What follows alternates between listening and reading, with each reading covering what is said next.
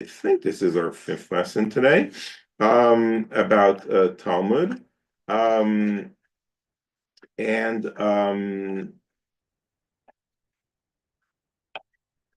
so we started talking about the Talmud and what an important book it is. Why are you moving this? I thought it's water. It's not. No, Never mind. it's a speaker. That's the a speaker. I and- figured it was yeah. a little heavy for water. Yeah. I'm not Okay. technical. Combination I'm just speaker and thirsty. water. So Neat invention. I want to talk about during the 15th century, right? Because the Talmud, we said, is closed around the 6th, 7th century. And then there are different methods of studying the Talmud. There's another interesting study of the Talmud, which is called Pilpul, okay, which is during the 15th and 16th centuries, a new intensive form of Talmud study arose. Complicated logical arguments were used to explain minor points of contradiction within the Talmud. The term pilpul was applied to this type of study. Usage of pilpul in this sense, that of sharp analysis, harks back to the Talmudic era and refers to the intellectual sharpness this method demanded. Pilpul practitioners posited that the Talmud could contain no redundancy or contradiction whatsoever. New categories and distinctions, chilukim, were therefore created, resolving seeming contradiction within the Talmud by novel logical means. Okay, so this is like a very good example where a religious belief kind of like overrides basic a basic analysis of the text. Okay, because when you analyze the text of the Talmud, there are not only different opinions, there are also contradictions. It's such a massive volume of a literature compilation that has been written over hundreds of years. So there are bound to be some contradictions, right? It's not one author, right? Like, don't we feel joy when we read a novel of a famous writer, and and he writes, and finally and suddenly there's a mistake, right? Like 200 pages later, oh, he forgot that he told us this about the character, or or something like that, and we're like, oh, he's a human being, right? And the editor should have picked it up, but they make mistakes. So could you imagine if you have hundreds of writers participating in this, and many editors, and it's written by hundreds, thousands of people over 100 years? There has to be contradictions between the texts, and the contradictions are very clear, very simple. Okay, it's like you write a text in a certain way, and then you write it in a different way when you quote it hundreds of years later. Okay, or you say that this rabbi said so and so, and then in another place it says that this rabbi said the opposite. These are common things that could be in any literature. But if you come, and that's from a more analytic, academic point of view when we look at the text, right? But when you come from a religious point of view and you want to say that this, thank you, Judy, that this text is codified, this text is a holy text, then oh my God, there cannot be any contradictions. There could not be any contradictions if it's a holy text. And then you have to start making adjustments and changes. Oh, well, it's not really a contradiction. Okay, it's not this person that's saying it, and then he contradicts himself in a different place. Okay, it's the same person, but we don't understand it. And then you go into the pilpul and you start saying, well, he said it in a certain situation, and in this sense. So the Talmud does that for us, but also later on, people try to resolve issues in the Talmud, try very hard to do that. This begins already at the 12th century with the Tosafot, but goes specifically very intense in the 15th and 16th centuries, where they really saw the Talmud as a holy text. That cannot have any mistakes in it. Isn't it now a learning tool in the yeshivas? Exactly. Okay, that was my next point, that this is a very big learning tool in the yeshivas. And And this is kind of like what got a lot of the people of the Haskalah, of the Enlightenment, to be tired with the yeshivas. They're like, we're not getting anywhere. If we're not studying Talmud in an honest and direct way, and we're saying it's all holy and there are no contradictions, and so it takes all it takes all the fun out of studying the Talmud into contradictions. You remember last week I showed you like the different ways you can be enriched by these disputes and arguments. So if you sort of like try to flatten it, you lose the interest in the book, and also the honesty in it. And therefore they kind of like stopped studying Talmud and they start studying other things, and eventually some of them also became secular and brought in other, Bialik, for example, is one of these people. He writes against this whole method of the pilpul, etc. That's later on in the 18th, 19th century. I don't want to get into that, but it comes from the criticism on the system of pilpul. Yes? Yeah, it mentioned novel, something there. Novel deliberations, logical means. Okay, so I was thinking, Jewish culture is a very creative culture because we question, or we try to think of ideas that might counter some other idea. And I can see how this is very instrumental in that. Yeah. I mean, So- in science and Yeah, so in its Everything. basic, it's very good-hearted, and it's supposed to enhance that culture of argument and contradiction and sharpening your mind. But if you do it over very minor things, it becomes tiring. And that was the criticism that they got. Yeah. Yes, Rabbi, I became interested in Torah only because they had all those different opinions. Yeah. Because this is normal, we all have different opinions. So once what happened, I decided, so I enjoyed a Torah study class Yeah. in synagogue where I was. Okay. with, But one- what's the question? Yes, but I want to say, so then I decided, I said, you know what, let me go to church. I went to church and it was so boring because it Yeah. was all the Okay. same. So I said, I'm not interested in Thank it. you. Okay. Okay, I want to continue now with a little bit more history about the Talmud.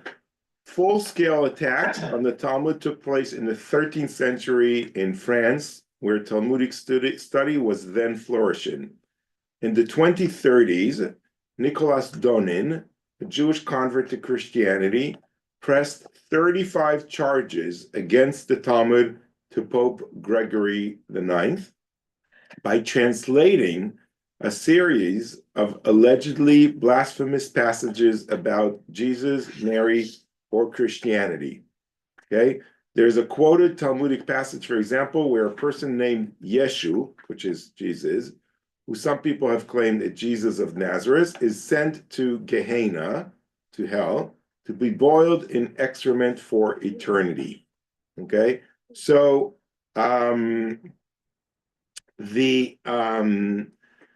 basically what happens is that the Talmud is a very internal text, a discussion between the Jews and the rabbis, and it's written around the times that Christianity is prospering, and they're not talking always nice things about Christianity when it's happening, right? In the 3rd, 4th, 5th century, they're saying, sort of like their honest view of Jesus and how he sort of like betrayed Judaism, and his beliefs are swaying the people to leave Judaism, or later on when Christianity starts being very violent toward Judaism. So the only way the rabbis have to sort of like defend themselves from real violence and rampage and killings, etc., is by their mouth. That's their only a weapon, in a sense. And they're having these internal discussions about Christianity, how much they don't appreciate it, or that man, they call him that man. They don't call him by his name. Okay, and there are passages in the Talmud that are not favorable to Christianity or Judaism. That's, that was sort of like their only way they could defend themselves is by using their mouth and their writing. But what this person is doing, so he's basically he's a knowledgeable person, decides to convert to Christianity. It's a very rare phenomena, but there are a few people that have done it, a few prominent rabbis that have converted, or not rabbis, or people who are about to become rabbis, and they go into the Talmud and they kind of like highlight passages. They exaggerate about them as well, okay? Because the Pope doesn't know Aramaic or Hebrew. He can't, he has to trust them. And basically, that begins another wave of anti-Semitism against Jews, because it's like, oh, now all the things we think about them and we say about them are not just beliefs. Here it is. It's also in writing. Okay, this is what they're thinking about. So it only intensifies the hate and persecution against the Jews. And I don't know if there are 35 passages of that sort. I think there are less. But what happens is that the translation of the Talmud from Aramaic to non-Jewish language stripped Jewish discourse from its covering, something that was resented by Jews as a profound violation. Okay, so Jews did not want the Talmud to be translated, but they had no choice. It was translated, especially when they started printing it. Anyone could translate, something of that. And then the disputation of Paris led to the condemnation and the first of many burning of copies of the Talmud in Paris in 1242. So then they kind of like banned the Talmud from being studied. They had a dispute between some rabbis and representatives of the Pope. The Jews, of course, lost in this dispute because it's a staged dispute. And then the end result was Talmud copies were burnt. Obviously, also later on, Jews were also persecuted and either driven away from the cities or persecuted, or pogroms were killed. And a lot of it was also around, related to the Talmud. Are Okay. there not, issues in general with translations? Even today, when we look at our Siddur and you look at the English, and there are many places where there are commentary by either the authors, but, well, we think this is better translation than something that came before. You just kind of wonder sometimes how really good the translation may be. Yeah, that's true. But some places where what happened is that the Jews started following this Christian censorship. Okay, the Christians took knowledgeable Jews that converted to Christianity, and they made the Jews change everywhere that there's a reference to Jesus or to Christianity, to omit it, to delete it, or to change it to idol worshippers. So it's not like they're going against Christianity, they're going against idol worshippers. And then at a certain point, the Jews started doing it themselves because they didn't want to get into trouble. So that's a more sad part in the development of the Talmud. Okay. Yes. Yeah, isn't another rationale for all of the arguments within the Talmud that they also start to take into consideration the changes in real life? That the way things are more Yeah. rats, I lost the word. I know what you mean, though. Like scientifically advanced. That's it. Thank you. Thank you, Yeah. thank you. Okay, so, let's see if we have this here. Please, please give these out. Okay. You might have to share it. Um, More reading of the Torah. I think it's 2 weeks.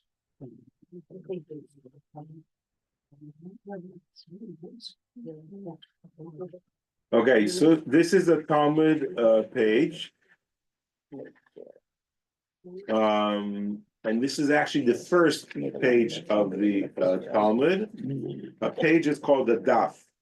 Daf is a page, and the Vilna daf. Vilna is in Poland is the first place where, I mean, not the first place, but that's sort of like the place where they printed the Talmud that is being used, the edition that is being used until today. So, and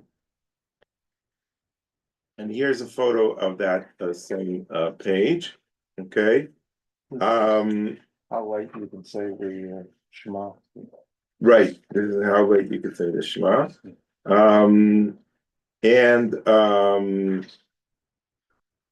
Okay, so let's go over this.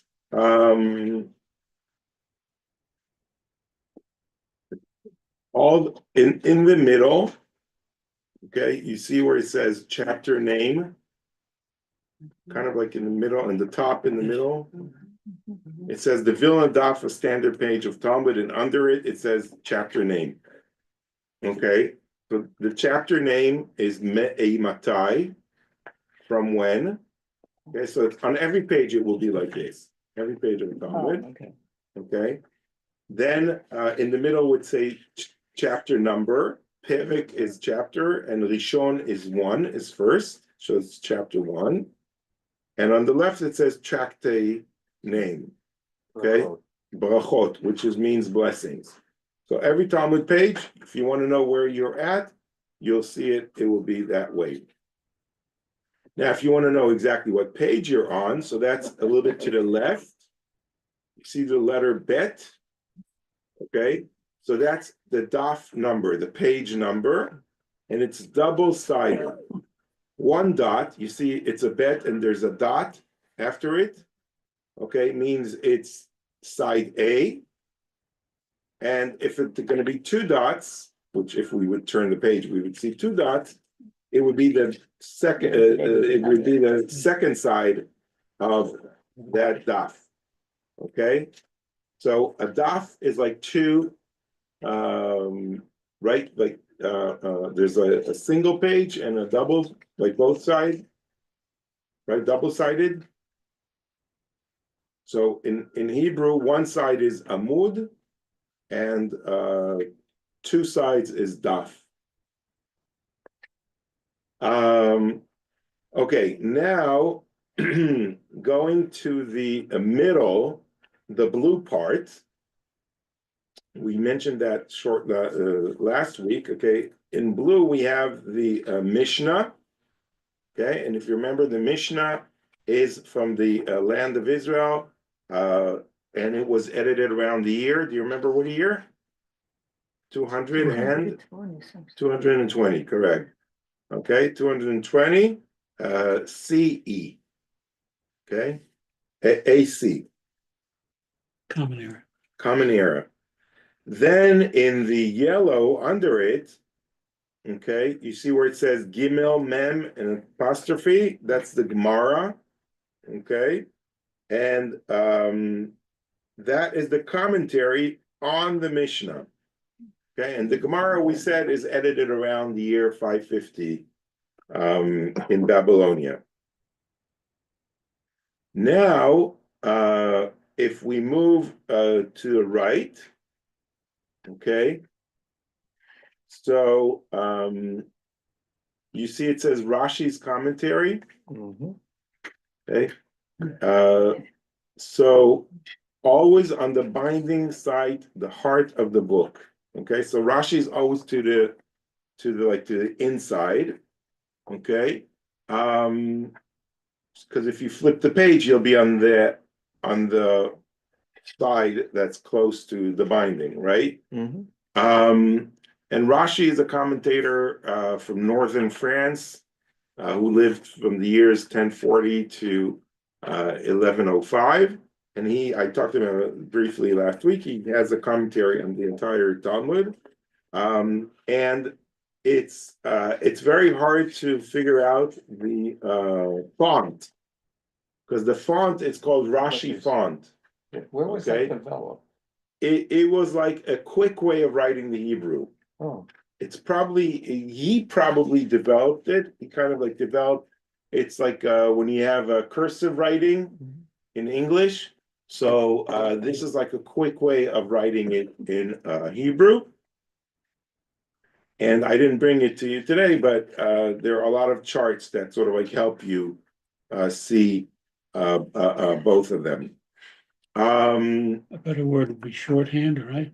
Yeah. Now you see the black part in Rashi is a quote of the Talmud, and the bolded part, and the white part, okay, is the commentary. Okay, so if you want to actually, This is, see what This is parts commentary. Rashi commented on, so you look at all the bold parts.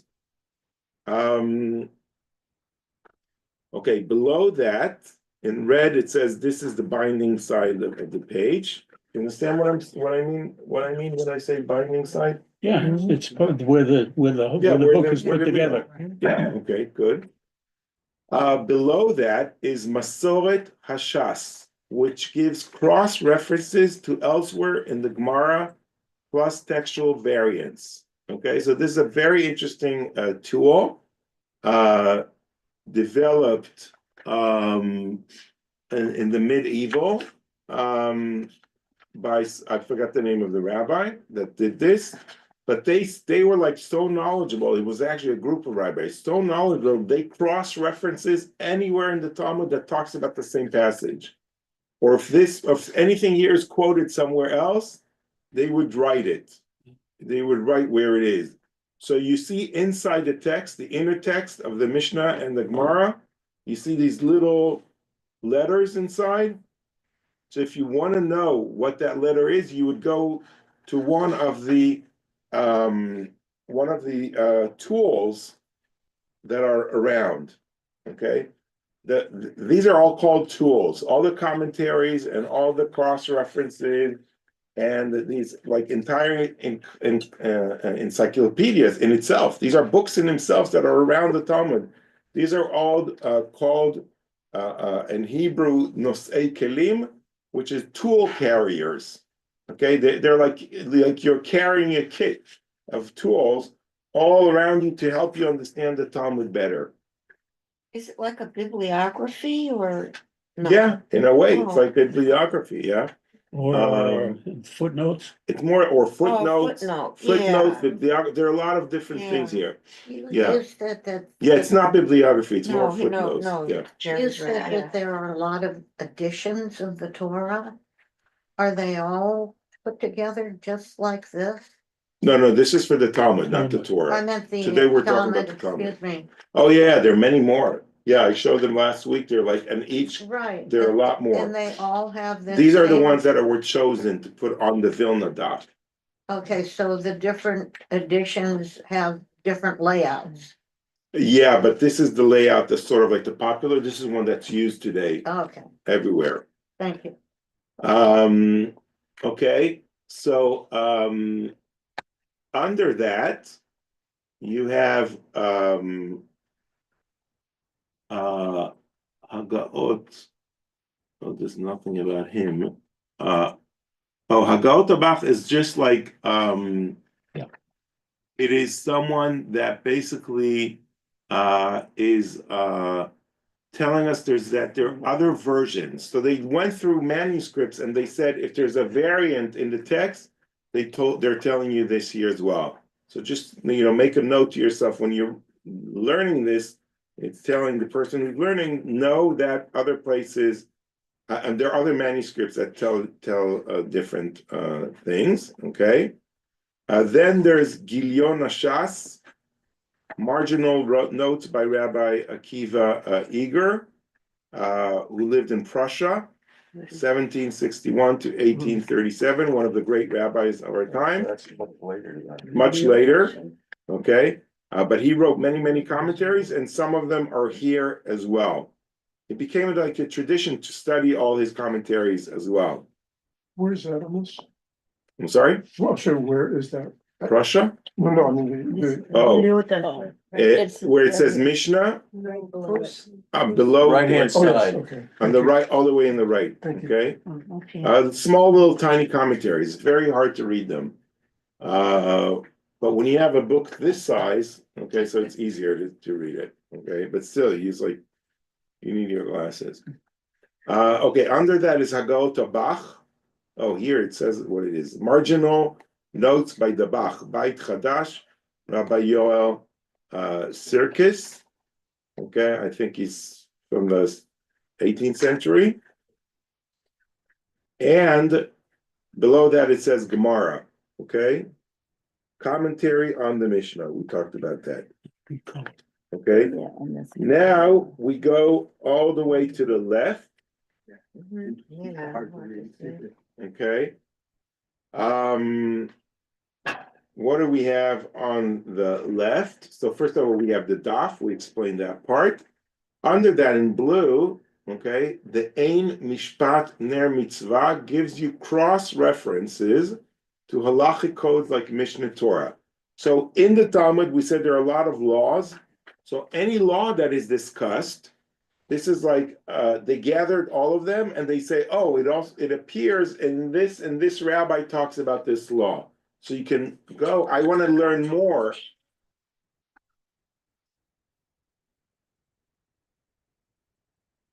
Thank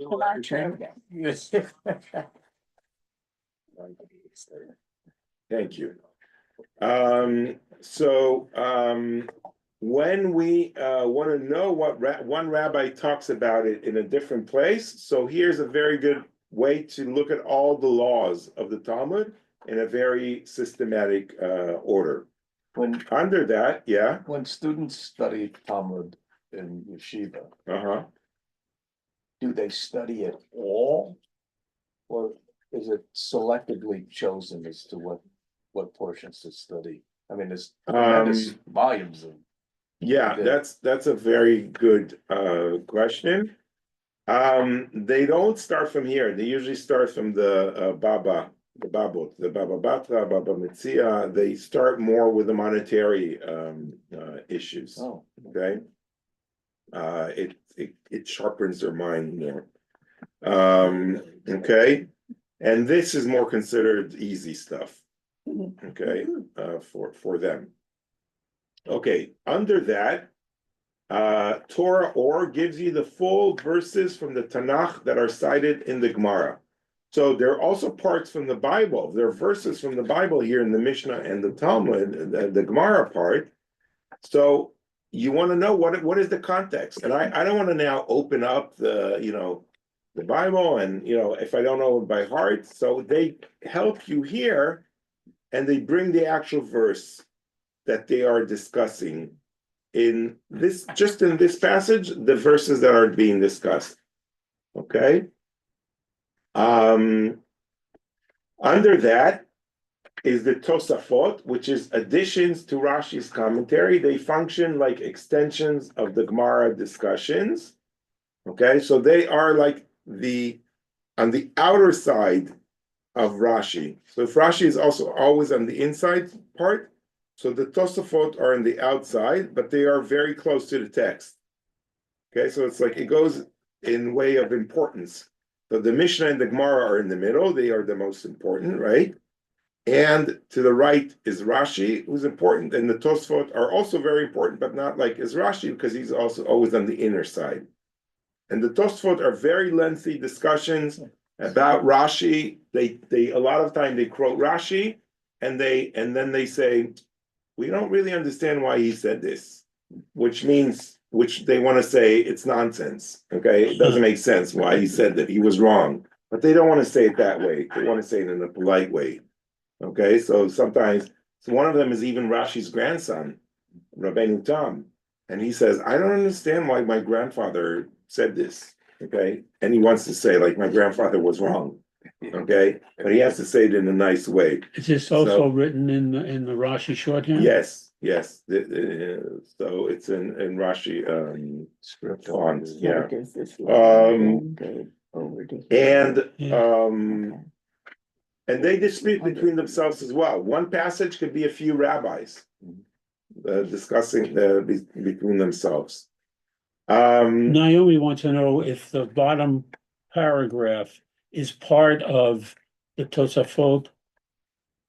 It looks like Yeah, it is to yeah, me. then it extends, it's part of the Tosafot. That's a Okay. very good question. Okay, that's the way also the Gemara is built. Okay, sometimes it's like it's narrow and it expands. Mm. Okay, that's usually how it goes. And that was just done for aesthetic reasons. That's how they wanted to cram as much as possible on one page. So it's pretty amazing the way that it's done. It must have been extremely challenging to get it on one page. Yeah. I But that, mean, that's Well, a they could genius Make and big pages.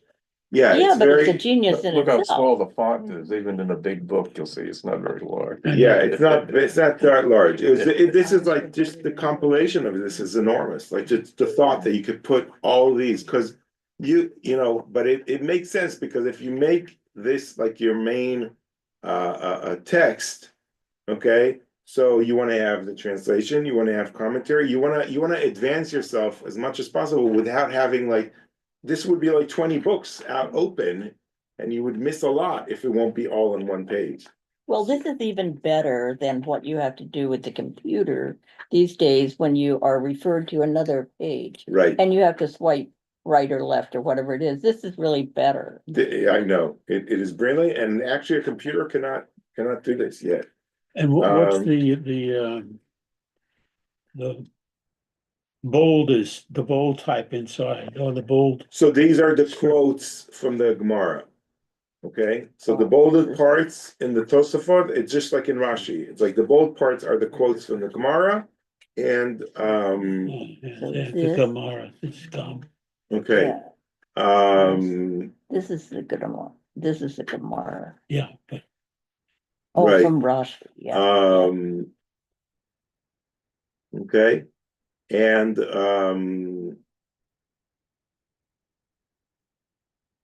yeah.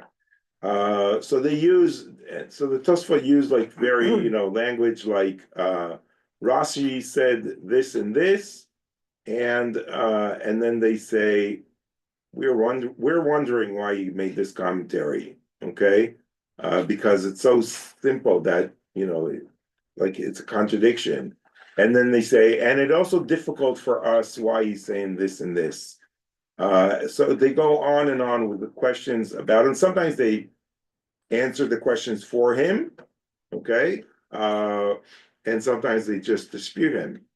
Well, wouldn't there be times where there might be a different response simply because the circumstances are slightly different than what the original was? Sometimes they would do that, yeah, but here it's more about understanding the text. Like, do you understand the text in a certain way or not? Yeah. I just have a question about perspective. And just let me just preface it by saying I spent my entire life in Catholic education and never once read the Bible. So the question is, children in a typical Jewish educational system, not specifically, I guess, the yeshiva, but a child going through, how are children exposed to this? Jewish children, To the Mishnah and Talmud or the Bible? the mission time. In secular Jews in Israel, not exposed so much. Okay, they're trying to introduce some of these concepts. It's very difficult. If you don't grow up with this, it is extremely difficult to do that. But the advantage is they have the Hebrew. So some of them get it, okay? Some of them do before the army, they do programs where they introduce this to them. And I was part of creating educational programs in Israel, introducing it to kids who have no background. So it's easier to do it with, you My, know, my grandkids are Yeah. studying Mishnah now, uh-huh, where? in the Denver, Torah Okay, good, day school. Is the okay, trend increasing, do you think? yes, Oh, good. yes, a lot of But I people are think- studying now Talmud, it's a beautiful trend. What But I is the- think, Rabbi, that in Israel, they study Bible in school. Yeah, they study Regular school. Bible, yeah, Bible they do study. Yeah, I would Okay. say when I. What Yeah. is the significance of this slide? It's just kind of like to mark where Rashi is, you can like imagine a box. But this is all Rashi, this Yeah. whole thing, right? Right, No, all no, the no, way no, down. no, no, Just, he starts This here. part, right, to oh, here, just yeah, that part, just that okay, part. thank you. Okay.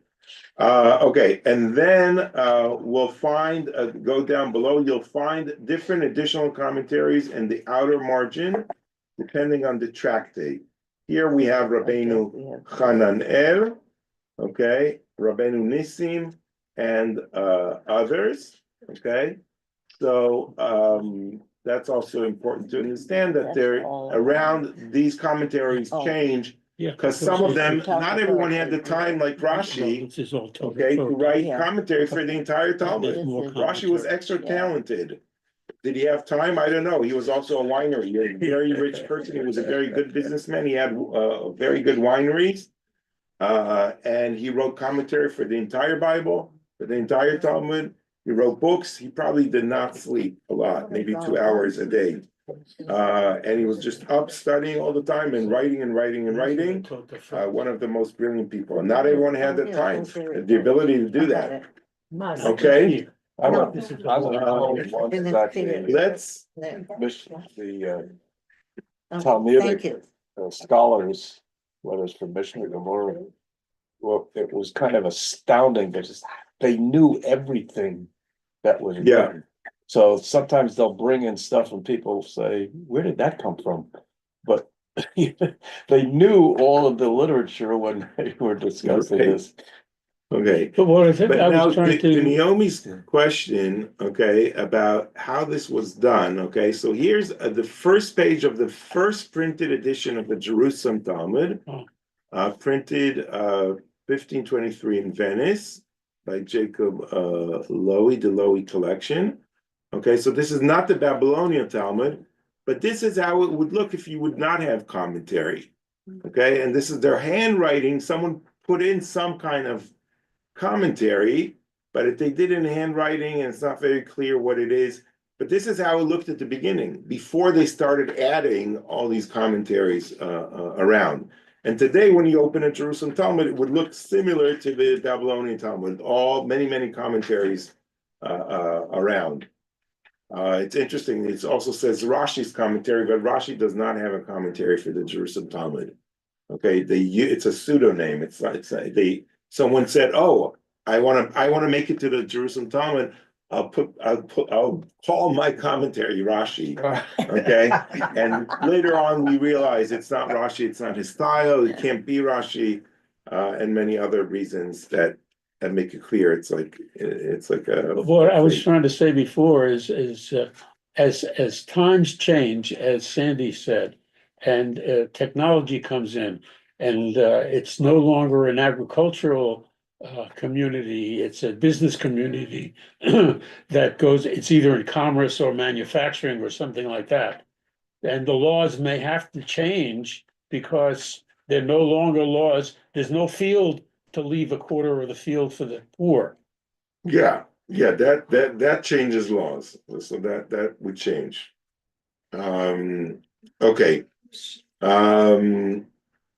So another very interesting question. Oh, okay, wait, so I wanna now actually have you open the text I sent before. Okay.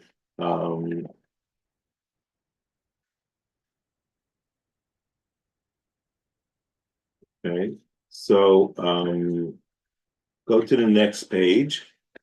And we will I'm not gonna study like the whole Talmud page with you because that's not the purpose of what we're doing here. Okay, by the way, this is like a for the people on the Zoom, this is what I was referring to here. Okay, and I'll put it in the chat again afterwards so people could look at it.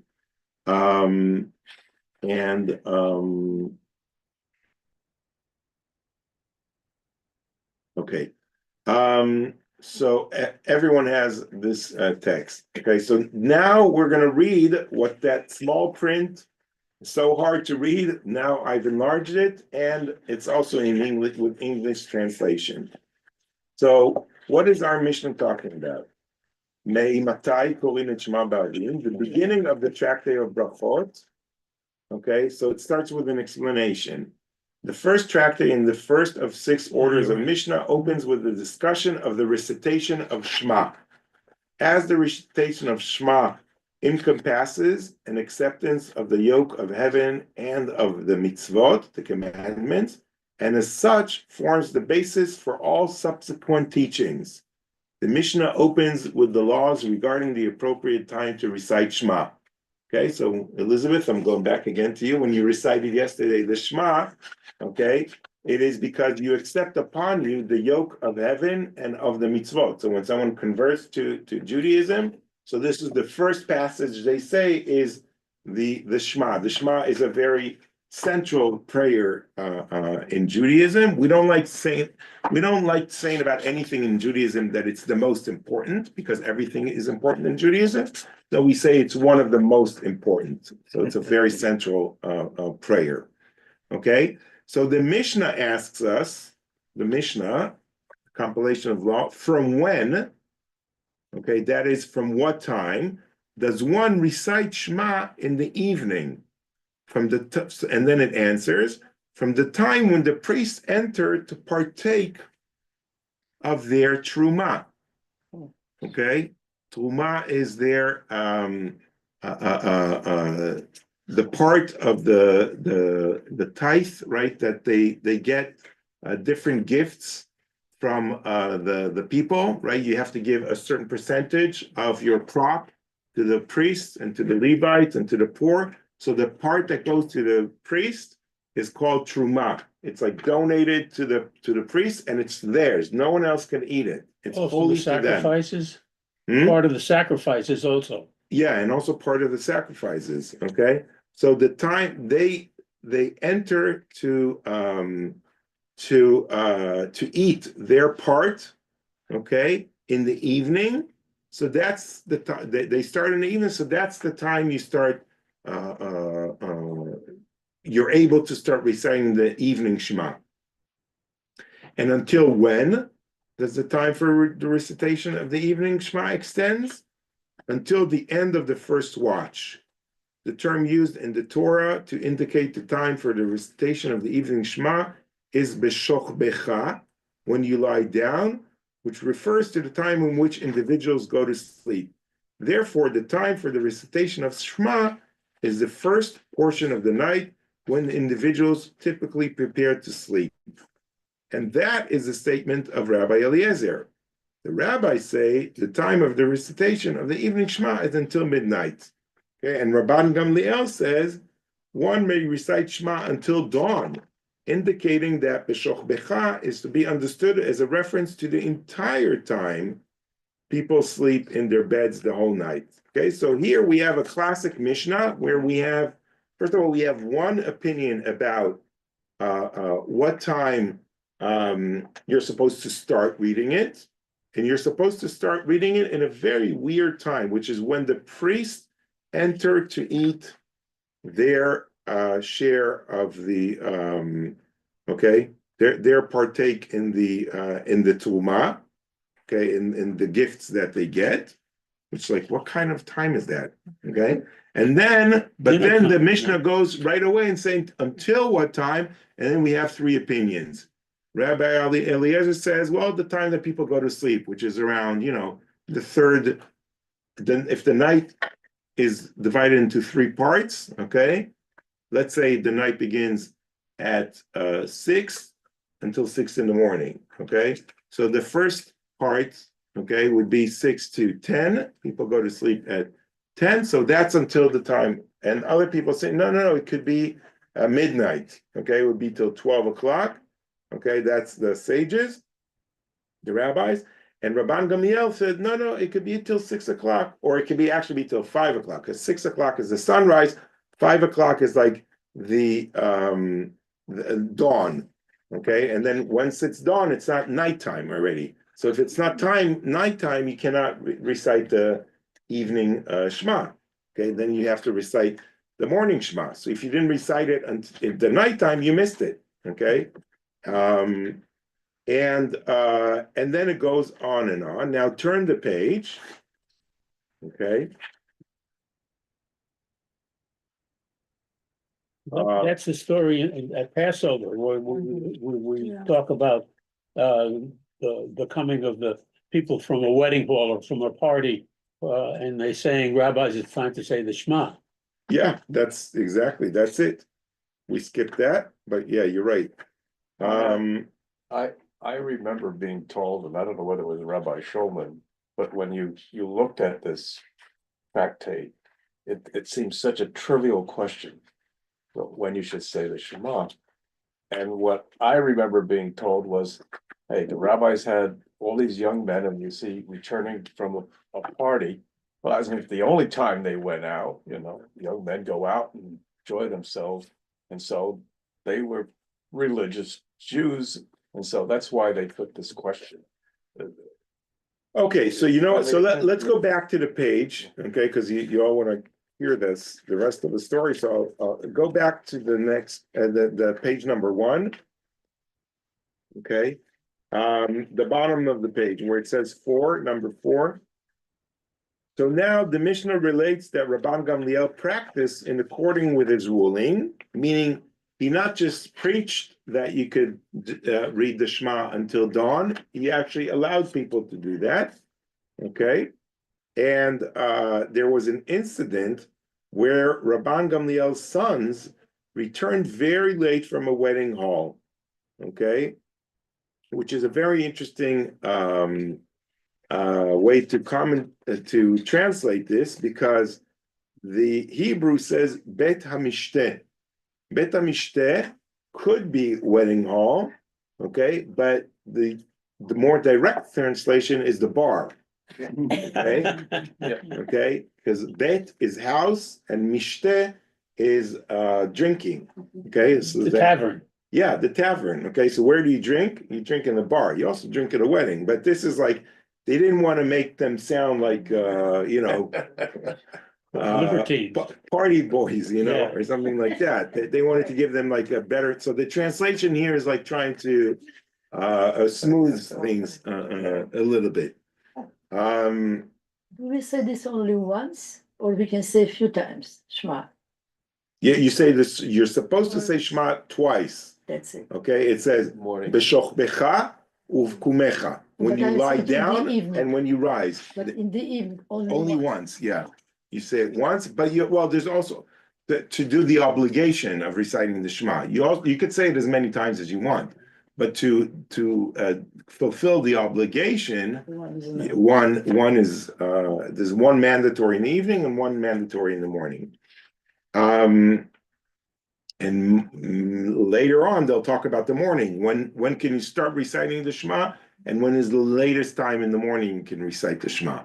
Because you can't, if you wake up like at 2 o'clock in the afternoon from a hangover from the tavern, you cannot recite the morning Shema. Okay, But they also, so you gotta. they also moved the Shema because the spies, I don't remember what portion in the story, spies would come in to. Yeah, during the Roman era. Yeah, they didn't want them to recite the Shema. Okay, so they said to him, they meaning the sons said to their father Rabban Gamliel, as they had been preoccupied with celebrating with the groom or bride, or preoccupied celebrating other things. Okay, we did not recite the Shema.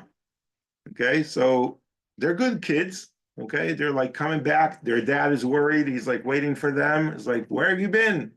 Okay, and they're like, instead of, they don't want to get into trouble, they don't want to say where they were, so the smart kids, right? Oh, we didn't recite the Shema. And their father is like, oh, instead of being angry with them about getting back so late and, partying and smelling alcohol, whatever, it's like, oh yeah, you know what, you could, it's like, right, it's a great Jewish way of neutralizing the conflict. Sidetrack. There's like, oh, okay, you want to study about the Shema? Okay, you're good kids. He's gonna talk to them about that. So he said to them, if the dawn has not yet arrived, you're obligated to recite the Shema. Okay, so he's telling them basically that it's still nighttime until dawn, so you are still obligated to recite the Shema. So you could still do it. And since Rabban Gamliel's opinion disagreed with that of the rabbis, he explained to his sons that the rabbis actually agree with him, and that it is not only with regard to the halacha of the recitation of the Shema, but rather wherever the sages still say until midnight, the mitzvah may be performed until dawn. Okay, so they're saying any time that the rabbis say you could do something until midnight, they mean until dawn. But the reason they say this is le'archik adam me'avera. Okay, because and then Rabban, now turn to page 2 and you'll see why he says this. Okay, and he goes about. So if you're at number 5, go down, count the lines and go down 1, 2, 3, 4, 5, 6, 7, 8, 9, 10, 11. You see where it said Leviticus 7:15? Okay. And then right afterwards it says, if so, why did the sages say that they may be eaten only until midnight? Eaten until midnight is what the discussion is about, or in our case, recite the Shema only until midnight. This is in order to distance a person from transgression, as if one believes that he has until dawn to perform the mitzvah, he might be negligent and postpone it until the opportunity to perform the mitzvah has passed. Okay, so if I'm going to wait till dawn, there might be some times that I will forget, or I might fall asleep. Okay, so it's better to do it earlier in the evening, and that's really the basic guideline. If, however, you've forgotten and you weren't able to do that, then you could do that. When I went to Israel in December, okay, my flight, I lit the Hanukkah candles in my home in Rancho Palos Verdes, okay, and then went straight to the airport, praying that the candles are intact and everything. I put like water around, and I put I put like tinfoil, and I was like, I made sure they were actually very low candles. I didn't put like high ones. So so even if there's an earthquake, I thought about everything, and God protected me. So I drove to the airport, and but then. I was flying from Israel the flight left, I think, at midnight, and it landed the following day, midnight. So I missed candle lighting. You don't light candles in the plane, okay? So the following day, I wasn't able to do that, okay? So I think it was my mother. I asked my mother, please leave candles for me when I arrive, because I arrived only like 2 or 3 o'clock at night from the airport with the suitcase and everything, so I could light Hanukkah candles that before I go to sleep, or else I would miss that day. So you could do it all the way until dawn. So I was able to perform this mitzvah because of this ruling of Rabban Gamliel for the Hanukkah candles. Okay, we will continue this next week. So you can give me back these.